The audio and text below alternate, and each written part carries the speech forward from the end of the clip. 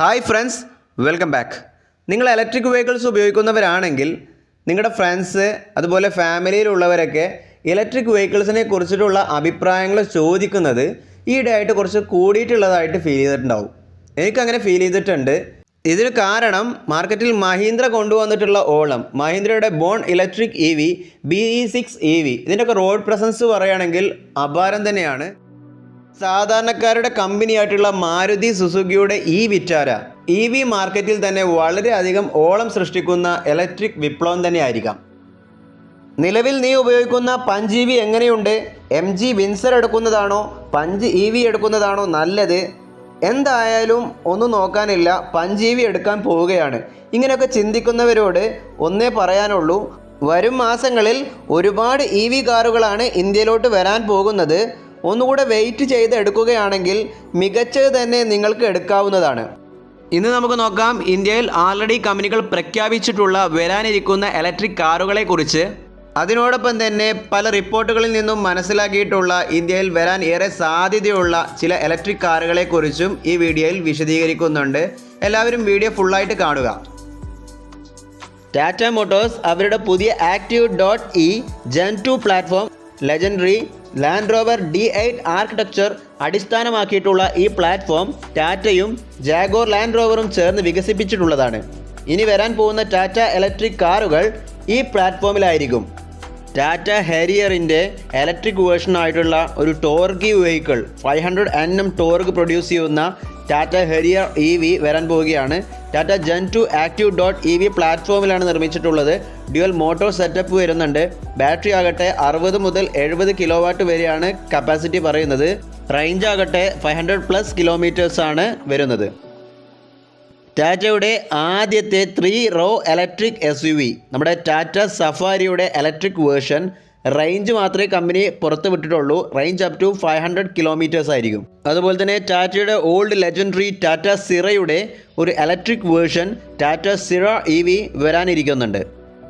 മഹീന്ദ്രയുടെ INGLO architecture സ്ട്രക്ചറിലെ ആദ്യ electric vehicle ആയിട്ടുള്ള ബോൺ ഇലക്ട്രിക് BE6 എന്ന് പറയുന്ന ഇലക്ട്രിക് വെഹിക്കിൾ നമ്മുടെ ഇന്ത്യൻ നിരത്തുകളിൽ വളരെയധികം ഓളം സൃഷ്ടിച്ചിട്ടുള്ള ഒരു ഇലക്ട്രിക് വെഹിക്കിളായി മാറിയിട്ടുണ്ട്. എന്നാൽ ഇതേ പ്ലാറ്റ്ഫോമിലെ അടുത്ത വെഹിക്കിളായിട്ടുള്ള XEV9e നമ്മുടെ നിരത്തുകളിൽ ഇറങ്ങിക്കൊണ്ടിരിക്കുകയാണ്. ഇതും ഓളം സൃഷ്ടിക്കും എന്നുള്ളതിൽ ഒട്ടും പറയാനില്ല. കാരണം അത്രയും ഭംഗിയായിട്ടുള്ള ഡിസൈൻ എന്ന് തന്നെ വേണമെങ്കിൽ പറയാം. ഈ രണ്ട് ഇലക്ട്രിക് വെഹിക്കിൾസിനെ കുറിച്ച് നിങ്ങൾക്ക് വിശദമായിട്ട് അറിയണമെന്നുണ്ടെങ്കിൽ നമ്മൾ അതിനെക്കുറിച്ചൊരു വീഡിയോ ചെയ്തിട്ടുണ്ട്. മുകളിൽ ഐ ബട്ടണിൽ ലിങ്ക് നൽകാം. നിങ്ങൾക്ക് താല്പര്യമുണ്ടെങ്കിൽ അതിൽ കയറി കാണാവുന്നതാണ്. ഈ ഫ്യൂച്ചറിസ്റ്റിക് ആയിട്ടുള്ള വെഹിക്കിൾസ് എല്ലാം പ്രീമിയം സെഗ്മെൻറ്റിൽ മഹീന്ദ്ര ഇറക്കിയിട്ടുള്ള വെഹിക്കിൾസ് ആണ്. 20 മുതൽ 30 ലക്ഷം രൂപ വരെ വില വരുന്നുണ്ട്. എന്നാൽ സാധാരണക്കാരെ ഫോക്കസ് ചെയ്തിട്ട് മറ്റൊരു വെഹിക്കിൾ വരുന്നുണ്ട്. നിലവിലെ XUV 3XO എന്നുള്ള വെഹിക്കിളിൻ്റെ ഇലക്ട്രിക് വേർഷൻ, അത് ബോൺ ഇലക്ട്രിക് വേർഷനിലോട്ട് വരുന്ന സമയത്ത് അതിൻ്റെ നെയിമിലും വ്യത്യാസം വരാം. XUV 4e എന്നായിരിക്കും. 2 ബാറ്ററി വേരിയൻസിലാണ് അവതരിപ്പിക്കുന്നത്. 34.5 കിലോവാട്ടുള്ള മിഡ് റേഞ്ച് വേരിയൻറ്റിന് 360 കിലോമീറ്റർ റേഞ്ച് ലഭിക്കുമ്പോൾ 39.4 കിലോവാട്ടുള്ള ലോങ് റേഞ്ച് വേരിയൻറ്റിന് 456 കിലോമീറ്റർ റേഞ്ചും ലഭിക്കുന്നുണ്ട്. ഇതിൻ്റെ കൂടെ അവർ അവതരിപ്പിക്കാൻ ഉദ്ദേശിക്കുന്ന മറ്റൊരു വെഹിക്കിളാണ് നമ്മുടെ XUV 700 ഇലക്ട്രിക് വേർഷൻ ആയിട്ടുള്ള മഹീന്ദ്ര BE7e എന്ന് പറയുന്ന വെഹിക്കിള്. 2 ബാറ്ററി വേരിയൻസിലാണ് ഈ വെഹിക്കിളും വരുന്നത്. മിഡ് റേഞ്ച് വേരിയൻ്റ് ആയിട്ടുള്ള 60 കിലോവാട്ട് ബാറ്ററി വേരിയൻറ്റും 80 കിലോവാട്ട് വരുന്ന ഒരു ലോങ് റേഞ്ച് വേരിയൻറ്റും. റേഞ്ച് പറയുമ്പോൾ തന്നെയാണ് ഈ വെഹിക്കിളിൻ്റെ ഹൈലൈറ്റ് വരിക. ഒരു 600+ 700+ കിലോമീറ്റർ ഒക്കെ റേഞ്ച് പറയുന്ന ഒരു വെഹിക്കിളായിട്ടായിരിക്കും മഹീന്ദ്ര ഈ വെഹിക്കിളിനെ കൊണ്ടുവരാൻ ഉദ്ദേശിക്കുന്നത്. Fast charging DC supporting up to 175 കിലോവാട്ടാണ്. അതായത് 175 കിലോവാട്ട് മെഷീനിൽ കൊണ്ടുപോയിട്ട് നമ്മൾ DC ചാർജിങ് ചെയ്യുകയാണെങ്കിൽ 0 മുതൽ 80% വരെ ചാർജ് ഇത്രയും വലിയ ബാറ്ററി ആയിട്ട് പോലും ചാർജ് ചെയ്തെടുക്കാൻ വെറും 20 മിനിറ്റ് മതിയാവും. 2 വേരിയൻസിൻ്റെയും പവർ പറയുകയാണെന്നുണ്ടെങ്കിൽ ആദ്യ വേരിയൻ്റ് ആകട്ടെ 285 PS പവറും രണ്ടാം വേരിയൻ്റ് 394 PS പവറും. 2 വെഹിക്കിൾസിൻ്റെയും ടോർഗ് ആണെങ്കിൽ 400 Nm ആയിരിക്കും. ഇതേ ബാറ്ററി വേരിയൻസും ഇതേ സ്പെക്കും വെച്ച് മറ്റൊരു വെഹിക്കിളും ഇതിൻ്റെ കൂടെ തന്നെ അവതരിപ്പിക്കാൻ മഹീന്ദ്ര ഉദ്ദേശിക്കുന്നുണ്ട്. കൂപ്പേ ടൈപ്പ് സ്റ്റൈലിലായിരിക്കും ഈ വെഹിക്കിൾ അവതരിപ്പിക്കുന്നുണ്ടാവുക. ഈ വെഹിക്കിളിൻ്റെ പേരാണ് മഹീന്ദ്ര BE9e. ഭാരത് മൊബിലിറ്റി എക്സ്പോയിൽ അവർ അവതരിപ്പിച്ചതാണ് മഹീന്ദ്രയുടെ താർ ഡോട്ട് ഇ എന്ന് പറയുന്ന നമ്മുടെ താറിൻ്റെ ഇലക്ട്രിക് വേർഷൻ. ഒരു ടോർഗി ഇലക്ട്രിക് വെഹിക്കിൾ ആയിരിക്കും ഇത്. അതായത് ഇന്ത്യയിലെ ഓഫ് റോഡ് ക്യാപ്പബിലിറ്റിയോട് കൂടിയ ആദ്യത്തെ ഇലക്ട്രിക് വെഹിക്കിൾ ആവാനുള്ള സാധ്യതയുണ്ട്. ഒരു 500+ Nm ടോർഗോട് കൂടിയ ഒരു ടോർഗി വെഹിക്കിൾ. ബാറ്ററി കപ്പാസിറ്റി ആകട്ടെ 80 kW ആയിരിക്കും. റേഞ്ച് പറയുന്നത് 500+ കിലോമീറ്റേഴ്സ് ആണ്. ഇന്ത്യൻ EV മാർക്കറ്റിൽ തരംഗം സൃഷ്ടിച്ചു വന്നിട്ടുള്ള MG Windsor EV Nexon killer എന്ന് വേണമെങ്കിൽ വിശേഷിപ്പിക്കാം. കഴിഞ്ഞ മാസങ്ങളിൽ സെയിൽസിൽ നോക്കുന്ന സമയത്ത് നെക്സോൺ വളരെ മുന്നിലാണെങ്കിലും മാർക്കറ്റ് ആകെ ഡിസ്റപ്റ്റ് ചെയ്തുകൊണ്ട് വളരെ മുന്നേറ്റത്തോടുകൂടെ കുതിക്കുകയാണ് MG വിൻസറിൻ്റെ സെയിൽസ്.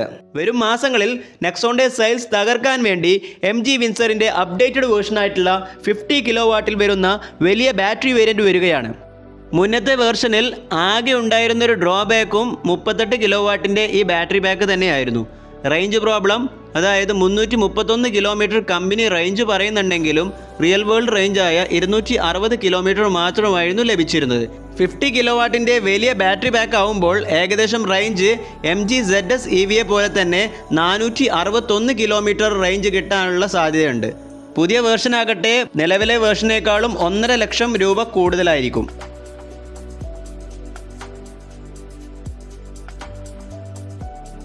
ടൊയോട്ടയും Indian EV മാർക്കറ്റിലോട്ട്. നമുക്കെല്ലാവർക്കും അറിയാമല്ലോ, ടൊയോട്ടയും സുസുക്കിയും തമ്മിൽ കരാറിലാണ്. മുമ്പ് അവർ റീബാഡ്ജഡ് ആയിട്ട് വെഹിക്കിൾ സർക്കിട്ടിൽ അതേ സിസ്റ്റം തന്നെ ഇവിടെയും വരാൻ പോകുന്നത്. നിലവിൽ ഇറങ്ങിയിട്ടുള്ള സുസുക്കിയുടെ വിറ്റാര എന്നുള്ള വെഹിക്കിളിൻ്റെ റീബാഡ്ജഡ് വേർഷൻ ആയിരിക്കും ടൊയോട്ട അർബൻ ക്രൂയിസർ EV എന്ന് പറഞ്ഞിട്ട്. സെയിം സ്പെക്കും കാര്യങ്ങളുമാണ്. ഡിസൈൻ പോയിന്റ് ഓഫ് വ്യൂവിൽ ചെറിയ വ്യത്യാസങ്ങളുണ്ടെങ്കിലും ബാക്കിയുള്ള സ്പെസിഫിക്കേഷനും ബാറ്ററി വേരിയൻസും എല്ലാം വിറ്റാരയെ പോലെ തന്നെയാണ്. ഇതിനെക്കുറിച്ച് കൂടുതലായിട്ട് അറിയണമെന്നുണ്ടെങ്കിൽ വിറ്റാരയെക്കുറിച്ചൊരു വിശദമായിട്ടുള്ള വീഡിയോ നമ്മൾ ചെയ്തിട്ടുണ്ട്. വീഡിയോയുടെ ലിങ്ക് മുകളിൽ ഐ ബട്ടണിൽ നൽകാം. താല്പര്യമുള്ളവർക്ക് അവിടെ പോയി കാണാം. ഹ്യുണ്ടായിൽ നിന്നും ഹ്യുണ്ടായി ക്രെറ്റ EVനേക്കാളും പ്രൈസ് കുറഞ്ഞിട്ടുള്ള ഒരു അഫോർഡബിൾ EV വരാനുള്ള ചാൻസ് ഉണ്ട്. ഹ്യുണ്ടായി വെന്യൂ EV എന്ന് പല റിപ്പോർട്ടുകളിലും പറയുന്നുണ്ടെങ്കിലും പുറത്ത് രാജ്യങ്ങളിൽ ഹ്യുണ്ടായി ഇൻസ്റ്റർ EV എന്ന് പറഞ്ഞിട്ടൊരു വെഹിക്കിൾ ആൾറെഡി ഇറങ്ങിയിട്ടുണ്ട്. ആ വെഹിക്കിളിൻ്റെ ഒരു അപ്ഡേറ്റഡ് വേർഷൻ ആയിരിക്കും. 2 ബാറ്ററി വേരിയൻസിലാണ് വരുന്നത്. 42 kW മിഡ് റേഞ്ച് വേരിയൻറ്റ് വരുന്ന റേഞ്ച് 400 km ആണെങ്കിൽ 49 kW വരുന്ന ലോങ് റേഞ്ച് വേരിയൻറ്റിന് വരുന്ന റേഞ്ച് 500 km ആയിരിക്കും. മാക്സിമം മോട്ടോർ പവർ വരുന്നത് 113 bhp ആണെങ്കിൽ 147 Nm ടോർഗാണ് ലഭിക്കുന്നത്. പല റിപ്പോർട്ടുകളിലും പറയുന്നത് ഇതേ സ്പെക്ക് ഉപയോഗിച്ചിട്ട് കിയയുടെ ഭാഗത്തു നിന്നും സെയിം ഒരു ഇലക്ട്രിക് വെഹിക്കിൾ വരുന്നുണ്ട്. നിലവിലെ ഐസ് എഞ്ചിൻ വെഹിക്കിൾ ആയിട്ടുള്ള കിയ സൈറോസിൻ്റെ സെയിം EV ഇലക്ട്രിക് പ്ലാറ്റ്ഫോമിൽ നിർമ്മിക്കുന്ന കിയ സൈറോസ് EV ഇതിൻ്റെ പവറും സ്പെക്കും കാര്യങ്ങളൊക്കെ വരുന്നത് ഹ്യുണ്ടായി ഇൻസ്റ്റർ EVയുടെ സെയിം സ്പെക്സ് ആയിരിക്കും എന്നാണ് പറയുന്നത്. കിയ കാരൻസ് EVയും വരാൻ പോകുന്നുണ്ട്. അതായത് നിലവിലെ ഐസ് എഞ്ചിൻ വെഹിക്കിൾ ആയിട്ടുള്ള കിയ കാരൻസിൻ്റെ ഇലക്ട്രിക് വേർഷൻ. ഇതിൽ വരുന്ന സ്പെക്സും ഇതുപോലെ തന്നെ ഹ്യുണ്ടായിയുടെ ക്രെറ്റ EVയുടെ അതേ സ്പെക്സ് എടുത്തിട്ടായിരിക്കും കിയ കാരൻസിൽ വെക്കാൻ ഉദ്ദേശിക്കുന്നത്. ഹ്യുണ്ടായി ക്രെറ്റ EVയെക്കുറിച്ചും നിങ്ങൾ കൂടുതൽ അറിയണമെന്നുണ്ടെങ്കിൽ അതിന് വിശദമായിട്ടുള്ള നമ്മളൊരു വീഡിയോ ചെയ്തിട്ടുണ്ട്. ഐ ബട്ടണിലെ ലിങ്ക് നൽകാം. താല്പര്യമുള്ളവർക്ക് അവിടെ കയറി കാണാവുന്നതാണ്. ഹോണ്ടയും ഇന്ത്യയിൽ ഇലക്ട്രിക് സെഗ്മെൻറ്റിലോട്ട് വരാൻ പോവുകയാണ്.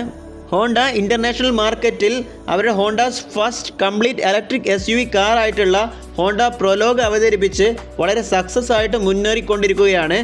നമ്മുടെ ഇന്ത്യയിൽ ഹോണ്ട പ്രഖ്യാപിച്ചിട്ടുള്ളത് ഹോണ്ട എലിവേറ്റ് എന്ന് പറയുന്ന ഐസ് എഞ്ചിൻ വെഹിക്കിളിനെ ഒരു ഇലക്ട്രിക് വേർഷനാക്കി കൺവേർട്ട് ചെയ്യും എന്നാണ് പറയുന്നത്.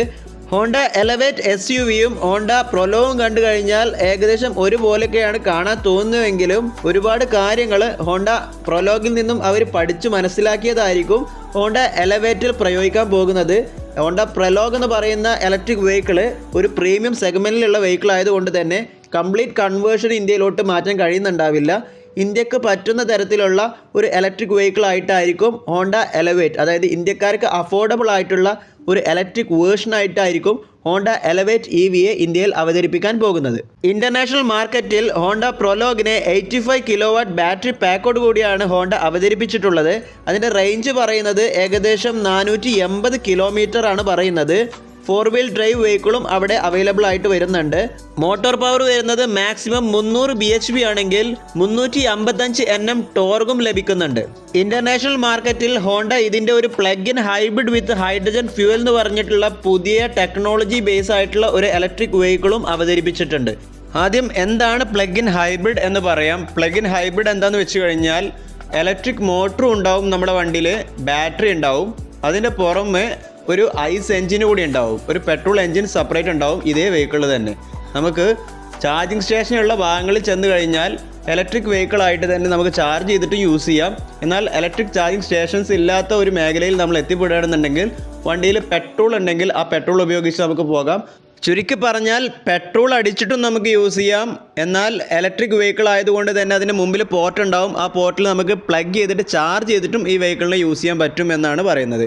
നിലവിൽ നമ്മുടെ ഇന്ത്യയിലൊക്കെ വരുന്ന വെഹിക്കിൾസ് സ്മാർട്ട് ഹൈബ്രിഡ് ആണ്, പ്ലഗ് ഇൻ ഹൈബ്രിഡ് അല്ല. സ്മാർട്ട് ഹൈബ്രിഡ് എന്താണെന്ന് വെച്ച് കഴിഞ്ഞാൽ ഉള്ളിൽ ചെറിയ ബാറ്ററിയാണ്, പക്ഷേ നമുക്കത് ചാർജ് ചെയ്യാൻ പ്ലഗ് ചെയ്ത് ചാർജ് ചെയ്യാൻ കഴിയില്ല. ചാർജ് ചെയ്യുന്നത് എങ്ങനെയാണെന്ന് വെച്ച് കഴിഞ്ഞാൽ വണ്ടി ഓടിക്കൊണ്ടിരിക്കുന്ന സമയത്ത് ആ ബാറ്ററി ചാർജായി നമുക്ക് ഇലക്ട്രിക് വെഹിക്കിളിൻ്റെ പോലെ ചില സമയങ്ങളിൽ ആ ബാറ്ററിയിൽ നിന്നും ചാർജ് എടുത്ത് യൂസ് ചെയ്യാൻ പറ്റും എന്ന് തന്നെ ഉള്ളൂ. എന്നാൽ ആ ബാറ്ററി ആകട്ടെ ചെറിയ ബാറ്ററിയാണ്, അത് മൈലേജ് കൂട്ടാൻ വേണ്ടിയിട്ടുള്ള ഒരു സപ്പോർട്ടിംഗ് സിസ്റ്റം അത്ര മാത്രമേ നമുക്ക് പറയാൻ പറ്റുള്ളൂ. എന്നാൽ പ്ലഗ് ഇൻ ഹൈബ്രിഡിൽ അങ്ങനെയല്ല, ഇലക്ട്രിക് വെഹിക്കിൾസിനെ പോലെ തന്നെ വലിയ ബാറ്ററി തന്നെ ഉണ്ടാവും. ആ ബാറ്ററി നമുക്ക് പുറത്തുനിന്ന് ഇലക്ട്രിക് ചാർജിങ് സ്റ്റേഷനിൽ കയറിയിട്ട് നമുക്ക് ചാർജ് ചെയ്ത് യൂസ് ചെയ്യാൻ പറ്റുന്ന സിസ്റ്റമാണ്. എന്നാൽ ഇൻ്റർനാഷണൽ മാർക്കറ്റിൽ അവിടെയും ടെക്നോളജി ഒരുപാട് മുന്നിലാണ് നമ്മളെക്കാളും. അവിടെ പ്ലഗ് ഇൻ ഹൈബ്രിഡ് കഴിഞ്ഞ് പ്ലഗ് ഇൻ ഹൈബ്രിഡിൽ ഹൈഡ്രജൻ സെല്ല് വെച്ചിട്ടുള്ള വെഹിക്കിൾസാണ് ഹോണ്ട പുറത്തിറക്കുന്നത്. അതായത് മോർ അഡ്വാൻസ്ഡ് ഇലക്ട്രിക് വെഹിക്കിൾ എന്ന് വേണമെങ്കിൽ പറയാം. ഇതിൽ ഹൈഡ്രജൻ ഫ്യൂൽ സെൽ ഉണ്ടായതുകൊണ്ട് തന്നെ ഹൈഡ്രജൻ ഫില്ലിംഗ് സ്റ്റേഷനിൽ ചെന്നിട്ട് ഹൈഡ്രജൻ 5 മിനിറ്റ് കൊണ്ട് അതിൽ ഫില്ല് ചെയ്ത് കഴിഞ്ഞാൽ ആ ഹൈഡ്രജനിൽ നിന്നും ഉണ്ടാക്കുന്ന ഇലക്ട്രിസിറ്റി ഉപയോഗിച്ചിട്ടും നമുക്ക് ആ വണ്ടി മുന്നോട്ട് യാത്ര പോകും. അതുപോലെ തന്നെ ഈ വണ്ടിയിൽ ബാറ്ററി ഉണ്ടായതുകൊണ്ട് തന്നെ ഇലക്ട്രിക് ചാർജിങ് സ്റ്റേഷനിൽ ചെന്നിട്ട് ചാർജ് ചെയ്തിട്ടും ഈ വെഹിക്കിൾ യൂസ് ചെയ്യാൻ പറ്റും. ചുരുക്കി പറഞ്ഞാൽ റേഞ്ചിൻ്റെ കാര്യത്തിൽ ഒട്ടും ടെൻഷനില്ലാതെ യൂസ് ചെയ്യാൻ പറ്റും എന്നാണ് കമ്പനി പറയുന്നത്. 1000-ലധികം കിലോമീറ്ററാണ് ഈ വണ്ടിക്ക് കമ്പനി റേഞ്ച് വാഗ്ദാനം ചെയ്യുന്നത്.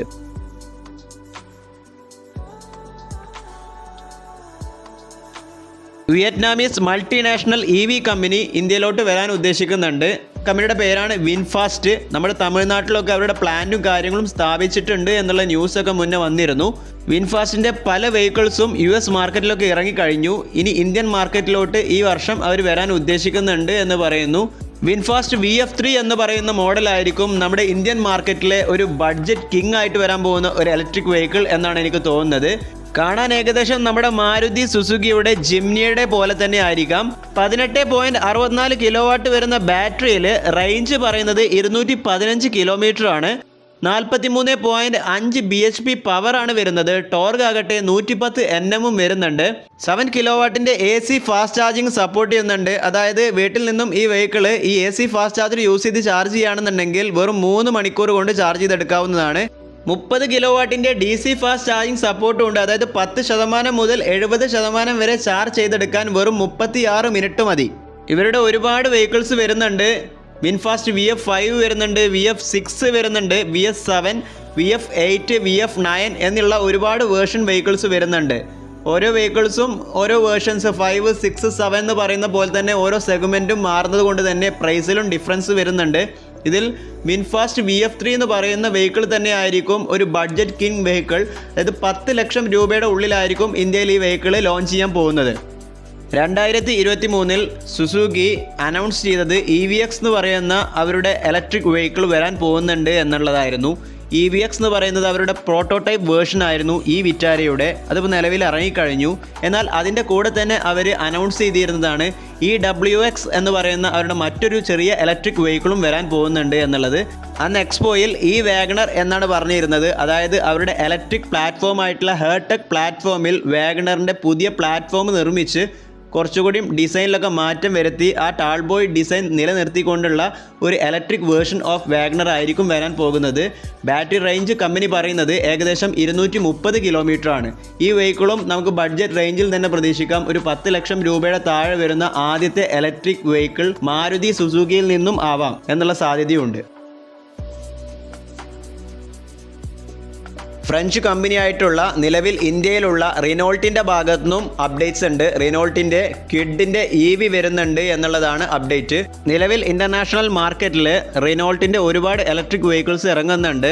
അതിൽ ഒരു ഇലക്ട്രിക് വെഹിക്കിളാണ് അവരുടെ ആംബിയ സ്മാൾ പ്ലാറ്റ്ഫോമിൽ നിർമ്മിച്ചിട്ടുള്ള റിനോൾട്ടിൻ്റെ ഡാഷിയ സ്പ്രിംഗ് എന്ന് പറയുന്ന വെഹിക്കിള്. ഇത് നമ്മുടെ റിനോൾട്ട് കിഡ് തന്നെയാണ്. അതേ ബോഡി പാർട്ടും കാര്യങ്ങളും എടുത്തിട്ട് അതിനെ ഇലക്ട്രിക് വേർഷനാക്കി മാറ്റിയിട്ടുള്ളതാണ്. ബാറ്ററി കപ്പാസിറ്റി വരുന്നത് 26.8 കിലോ വാട്ടാണ് വരുന്നത്. സെയിം ബാറ്ററി പാക്ക് യൂസ് ചെയ്തിട്ട് 2 പവർ വേർഷനിലാണ് ഈ ഇലക്ട്രിക് വെഹിക്കിൾ വരുന്നത്. 45 bhp പവറിൽ വരുന്ന ഒരു ഇലക്ട്രിക് വേർഷനും 65 bhpയിൽ വരുന്ന മറ്റൊരു ഇലക്ട്രിക് വേർഷനും. ഇതിൽ DC ഫാസ്റ്റ് ചാർജിങ് സപ്പോർട്ട് വരുന്നുണ്ട്. 30 കിലോ വാട്ടിൻ്റെ ഫാസ്റ്റ് ചാർജിങ് സപ്പോർട്ട് യൂസ് ചെയ്ത് ഈ ഇലക്ട്രിക് വെഹിക്കിൾ നമ്മൾ ചാർജ് ചെയ്തെടുക്കുകയാണെന്നുണ്ടെങ്കിൽ വെറും 45 മിനിറ്റ് മതി എന്നാണ് പറയുന്നത്. ഇതല്ലാതെ റിനോൾട്ടിൻ്റെ കൈഗറിൻ്റെ ഇലക്ട്രിക് വേർഷൻ വരുന്നുണ്ടെന്ന് പറയുന്നുണ്ട്. അത് ഏകദേശം 40 കിലോ വാട്ടിൻ്റെ ബാറ്ററി പാക്കോട് കൂടി ആയിരിക്കും വരുന്നുണ്ടാവുക. ഒരു 95 bhp പവറും 215 Nm ടോർക്കൊക്കെ വരുന്ന റേഞ്ച് പറയുമ്പോൾ ഏകദേശം ഒരു 300-ലധികം കിലോമീറ്റർ കിട്ടുന്ന ഒരു ഇലക്ട്രിക് വെഹിക്കിൾ ആവാനുള്ള സാധ്യത ഉണ്ട്. ഇതിൻ്റെ കൂടെ തന്നെ കുറച്ചുകൂടി പവർഫുൾ ആയിട്ടുള്ള ഒരു ഇലക്ട്രിക് വേർഷൻ കൂടിയും വരാനുള്ള സാധ്യത ഉണ്ട്. ഇൻ്റർനാഷണൽ മാർക്കറ്റിൽ ഒരുപാട് ഇലക്ട്രിക് ടെക്നോളജികൾ പരീക്ഷിച്ച് നോക്കിയിട്ടുള്ള ഒരു കമ്പനി തന്നെയാണ് റിനോൾട്ട്.